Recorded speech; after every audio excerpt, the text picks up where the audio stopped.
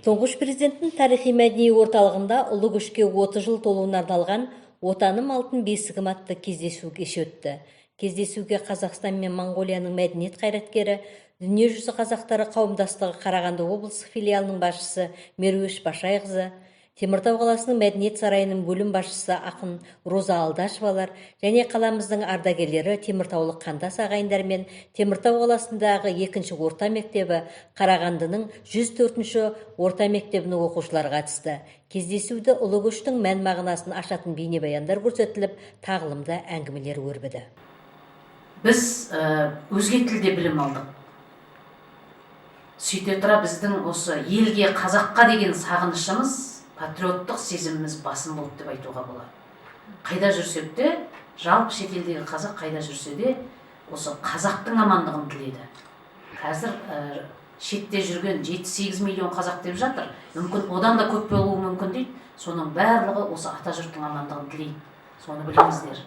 Дүниежүзі қазақтары қауымдастығы Қарағанды облыстық филиалының басшысы Меруеш Башайқызының мәліметінше, қазір күні Қарағанды облысында 80 мыңға тарта қандастарымыз тұрып жатыр. Ал Теміртау қаласында алыстан келген ағайындардың саны бүгінде 30 мыңнан асады. Айыр өркеш қазақтың кие сартқан шаңырақ, азғындаған ұрпақтау кие сартқан шаңырақ.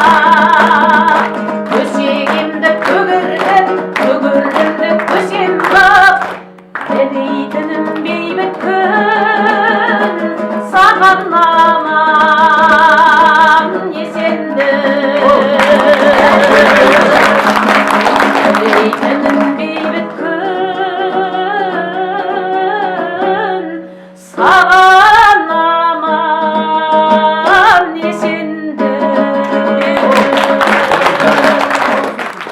Кездесу кешінің тағы бір құрметті қонағы Роза Алдашева болды. Ол туған елге, жерге деген сүйіспеншілігін сазды жырларымен жеткізетін талантты ақын. Кездесу барысында ақын жиналғандарға жыр шашуларын ұсынды. Аладырас кейгейде еркім өлең, жырдан өрмек тоқыған мұңлық едім. Ата жұртқа, жат жұрттан төркіндеген.